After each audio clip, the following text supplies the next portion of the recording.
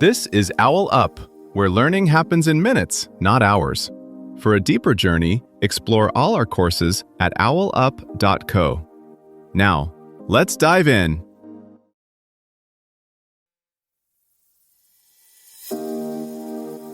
Welcome back to Chapter 3 of our series, Navigating Ethical Dilemmas at Work. In this episode, titled Practical Tools for Decision-Making, we're going to explore some effective strategies you can use to make ethically sound choices in your workplace. So, whether you're facing a tough decision or just looking to sharpen your skills, you're in the right place. Let's dive in. Midway through a high-stakes meeting, your team must choose between a cheaper shortcut and a slower, safer plan. Everyone has opinions. No one has a clear method. Here's the twist. The smartest leaders don't trust their gut alone. They use simple tools to make ethics visible. Instead of replaying that tense meeting in your head and wondering who argued better, zoom out and ask, what voices never even made it into the room? A community that will live beside the new site. A junior engineer who spotted a risk but stayed quiet. A regulator who will read your decision months from now, line by line. Ethical tools are designed to bring those absent stakeholders into the conversation in a concrete way. They don't just structure debate, they change who and what gets counted. In practice, that can mean mapping who wins, who loses, and who carries long-term risk, even if they're not on the payroll. It can mean giving the environment or future customers a literal column on your decision sheet.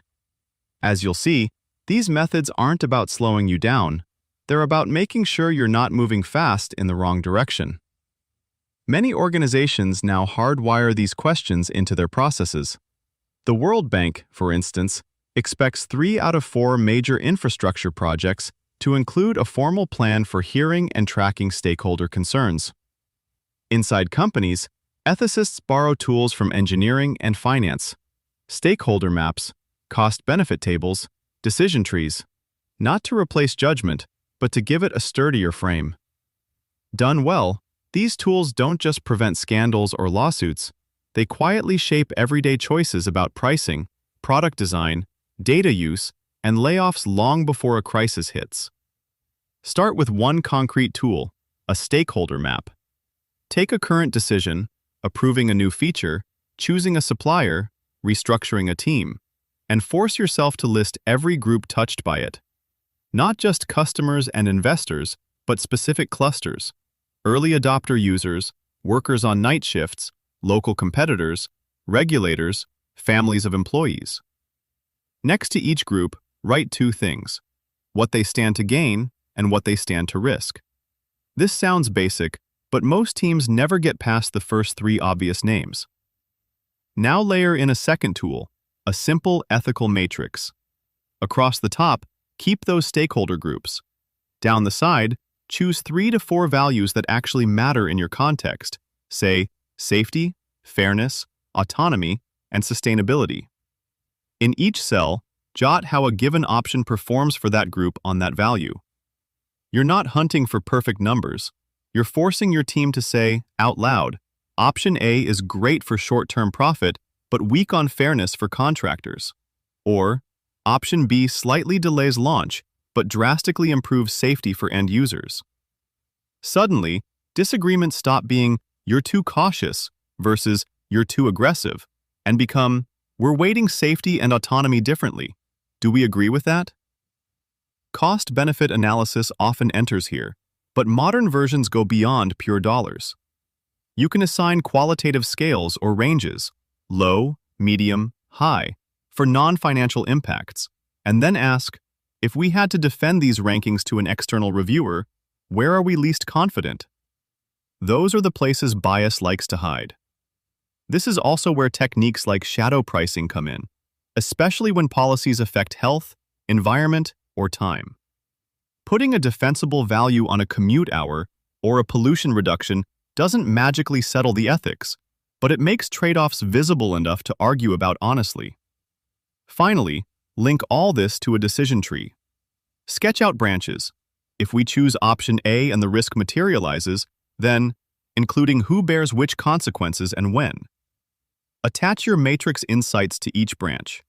Over time, you can feed back real outcomes, what actually happened, to update how you score future decisions. That loop is where these tools stop being paperwork and start becoming organizational memory. Your challenge this week: pick one live decision and pilot a mini toolkit. One page only. Top half is a rough stakeholder map, bottom half is a 3x3 ethical matrix. Bring it to your next meeting and insist the group fill in the blanks before anyone votes. Watch which boxes spark the most discomfort, and treat that discomfort as the most valuable data in the room. Think about a product team debating whether to add a dark pattern that nudges users into a subscription.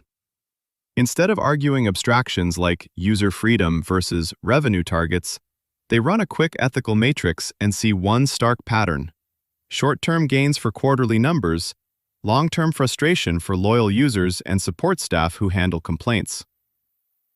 The visual layout makes it hard to pretend these trade-offs are invisible. One fintech startup I worked with did something similar for a new lending feature and discovered that their average user framing quietly masked how much risk was being pushed onto first-time borrowers. They redesigned the feature to cap exposure for that specific group. A useful way to test your own process is to notice where decisions still rely on heroic individuals: whistleblowers, lone contrarians, veteran managers, just knowing.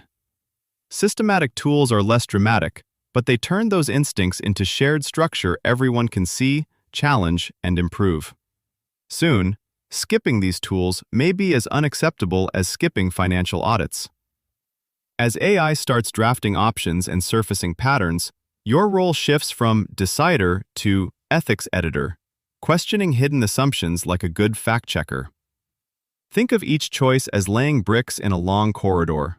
One misaligned brick seems trivial, but repeat it and the whole hallway warps. Over time, disciplined use of these tools can reshape not just outcomes, but your organization's moral reflexes. Treat these tools as prototypes, not monuments. Let them evolve with each decision, like upgrading software after every release. Over time, you'll start spotting patterns in your own blind spots, voices you chronically miss, impacts you consistently underweight. Follow that trail with curiosity, and your process, not just your outcomes, will grow more trustworthy. Here's your challenge this week. Choose one real decision you're currently stuck on, like whether to switch jobs, launch a side project, or move cities, and run it through a 30-minute decision sprint today. First, set a 5-minute timer and list your top 3 options plus the one key metric that matters most for this decision. For example, learning, income, time freedom, or relationships. Next, spend 10 minutes doing a quick reversibility check and regret test on each option. Is it reversible within 3 to 6 months? And which choice are you most likely to regret not trying? Finally, commit in writing to a deadline, within 48 hours, to choose one option and pre-schedule a 15-minute calendar block 1 month from now to review whether that decision is working based on your chosen metric. This was OwlUp, your daily step forward.